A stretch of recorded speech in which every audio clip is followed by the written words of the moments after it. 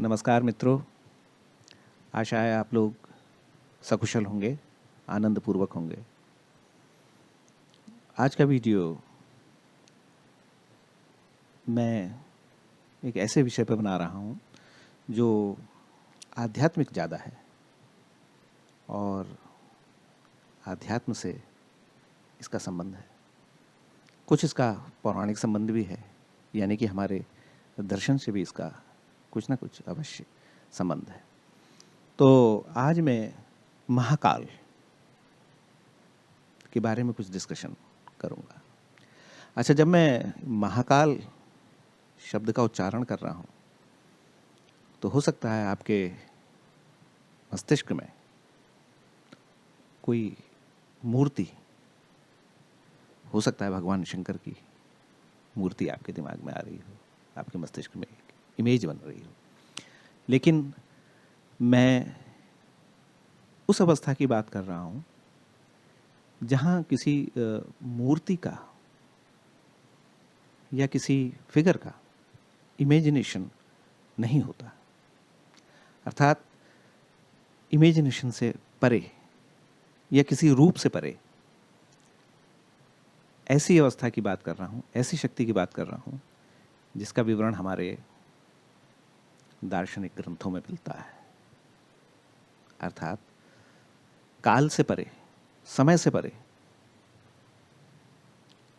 देश काल से परे, इमेजिनेशन से परे एक परम शक्ति है जिसका कोई स्वरूप नहीं है, स्वरूप से परे।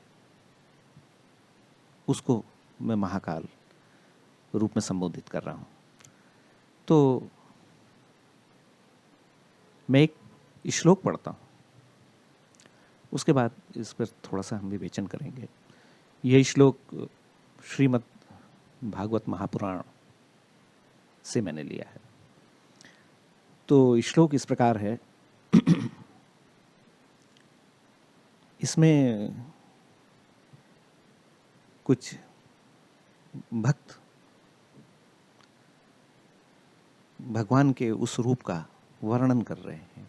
तो इस प्रकार है कि कालाय काल नाभाय काला अवयव साक्षिणे विश्वाय तदुपद्रष्टे तत्करत्रे विश्वहेतवे। अर्थात इसका अर्थ है कि हे महाकाल, हे परमपिता, आप काल के उत्पन्न करता हैं। अर्थात काल आपके कारण उत्पन्न होता है, समय आपके कारण उत्पन्न होता है, और आपके कारण ही, अर्थात आपके द्वारा उत्पन्न काल के द्वारा प्रकृति में, प्रकृति का मतलब है जो मूल प्रकृति, जो आदि प्रकृति है, उसमें क्षोभ उत्पन्न होता है। ये वो प्रकृति है जो देश और काल से परे है, अर्थात काल के उत्पन्न होने से पूर्व की अवस्था, समय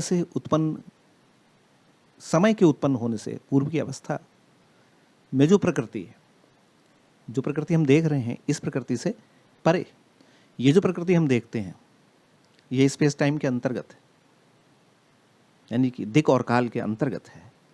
लेकिन यहाँ कहा जा रहा है कि जो देश काल से, स्पेस और टाइम से परे जो प्रकृति है, यानी कि मूल प्रकृति, जो संसार के उत्पन्न होने का कॉज है, अल्टीमेट कॉज, उसको हे महाकाल आप क्षोभित करते हैं, उसमें क्षोभ उत्पन्न करते हैं, पर्टर्बेशन उत्पन्न करते हैं। और जब वो प्रकृति पर्टर्ब्ड हो जाती है, अर्थात उसमें एक विलक्षण विस्फोट होता है, तब फिर संसार या ये जो प्रकृति हमको दिखाई देती है ये उत्पन्न होती है।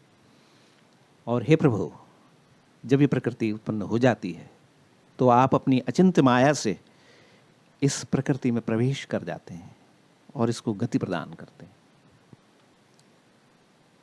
आप ही ये प्रकृति हैं, या ये जो प्रकृति हम देख रहे हैं या नहीं भी देख रहे हैं, वो आप ही हैं। ये श्लोक का भावार्थ है। तो इसमें आप समझिए कि ग्रंथकार क्या कह रहे हैं कि एक महाकाल है, यानी कि काल से परे एक शक्ति है, स्पेस और टाइम से परे एक शक्ति है। उसी प्रकार स्पेस और टाइम से परे एक प्रकृति है। उस प्रकृति में विक्षोभ उत्पन्न करके वह शक्ति इस संसार को क्रिएट करती है जो हमें दिखाई देता है। जागृत अवस्था में या स्वप्न अवस्था में या सुषुप्ति की अवस्था में इस संसार का जो क्रिएटर है वही महाकाल है। अब आप देखिए कि हमारे दर्शन और विज्ञान में, विज्ञान की फिलॉसफी में, मैं विज्ञान की बात नहीं कर रहा, यानी कि एज सच फिजिक्स को यहाँ पर लक्ष्य नहीं कर रहा हूँ, लेकिन फिजिक्स के जो अल्टीमेट सिद्धांत हैं वहाँ पर मैं आपको लेके जाना चाहता हूँ कि जिन लोगों ने कॉस्मोलॉजी पढ़ी होगी, जनरल थ्योरी ऑफ रिलेटिविटी का एक्सटेंशन कॉस्मोलॉजी, तो कॉस्मोलॉजी में बिग बैंग की अवधारणा आपने जरूर पढ़ी होगी। तो ये कहा जाता है कि एक बिग बैंग हुआ था एक वस्तु में, लेकिन वो वस्तु जो थी वो कहाँ थी, किस जगह पे रखी थी, उस समय क्या था, ये क्वेश्चन एब्सर्ड माने जाते हैं कॉस्मोलॉजी में, बिकॉज कि वो जो वस्तु थी वो कहाँ थी ये क्वेश्चन करेक्ट नहीं है, बिकॉज जो स्पेस और टाइम है, यानी कि जो स्थिति और काल, वो बिग बैंग के बाद उत्पन्न हुए। यानी फिजिक्स में भी आप देखिए कि जिस पदार्थ में वो बिग बैंग हुआ वो पदार्थ कहाँ था, स्पेस टाइम से परे। तो बिग बैंग किस में हुआ?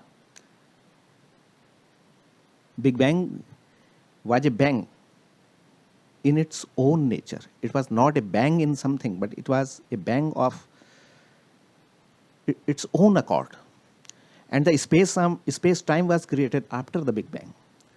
तो कोई अगर ये पूछता है कि वो वस्तु कहाँ रखी थी, तो उसका कोई आंसर नहीं है, क्योंकि रखने लायक स्थान बाद में उत्पन्न हुआ, स्पेस और टाइम बाद में उत्पन्न हुआ। तो उस बिग बैंग में किस कारण बैंग हुआ ये कोई नहीं जानता। That is a singularity. Physics की भाषा में इसको सिंगुलरिटी कहा जाता है। आइंस्टीन की फील्ड इक्वेशंस उस जगह पर सॉल्व नहीं की जा सकती। The laws of the physics are existing laws of physics are not sufficient to describe that situation of the Big Bang. The scientists are trying to sort out this problem, but still the solution is very far. Quantum gravity शायद इसका answer they, but अभी कुछ कहा नहीं जा सकता। तो एक अनिर्वचनीय वस्तु थी, वो कहाँ थी? स्पेस टाइम से परे थी। उसमें विस्फोट क्यों हुआ कोई नहीं जानता, लेकिन हमारा दर्शन कहता है कि कोई एक ऐसी चिरंतन शक्ति अवश्य है जिसने उस वस्तु, उस मूल प्रकृति में पर्टर्बेशन या कि विक्षोभ उत्पन्न किया। उस विक्षोभ के कारण उस प्रकृति से, जिस प्रकृति को हम देखते हैं, वो उत्पन्न हुई। ये हमारा दर्शन यद्यपि दर्शन है और फिजिक्स तो नहीं है, लेकिन जो ऑब्जर्वेशन हम संसार में देखते हैं, या साइंस या फिजिक्स जिस एक्सपेरिमेंट को करने के बाद एक अल्टीमेट रियलिटी की तरफ बढ़ रही है, तो वहाँ पर एक स्थिति ऐसी आ जाती है जहाँ पर फिजिक्स भी उसका आंसर नहीं दे पाती है, फिलॉसफी भी उसका आंसर नहीं देती है, लेकिन एक इमेजिनेशन तो अवश्य है। यहाँ ऐसा लगता है कि उस बिंदु पर आकर, जब बिग बैंग हुआ था, दर्शन और विज्ञान एक दूसरे के पूरक की तरह से काम करते हैं। आवश्यकता इस बात की है कि चाहे हमारा दर्शन हो या भौतिक विज्ञान, जब तक हम गंभीरता से दोनों तत्वों का अध्ययन या विवेचन नहीं करेंगे, तब तक एक सार्वभौम सिद्धांत की ओर हम नहीं पहुंच पाएंगे। लेकिन एक समय अवश्य ऐसा आएगा जब हमारा दर्शन या कहीं किसी का भी दर्शन, उसके दार्शनिक विचार और विज्ञान एक दूसरे के पूरक बनकर एक अल्टीमेट रियलिटी का डिस्क्रिप्शन कर सकेंगे। हम उस रियलिटी को देख तो नहीं सकते, हम बिग बैंग को भी नहीं देख सकते, हम परब्रह्म को भी नहीं जानते, महाकाल को भी नहीं जानते, लेकिन कुछ तो है जहाँ साइंस मौन हो जाता है और जहाँ दर्शन से आप उस चीज़ को थोड़ा समझते हैं। अगले किसी वीडियो में हम आध्यात्म की या विज्ञान की कुछ और गंभीर बातों पर डिस्कशन करेंगे। तब तक के लिए आप सभी को नमस्कार, धन्यवाद।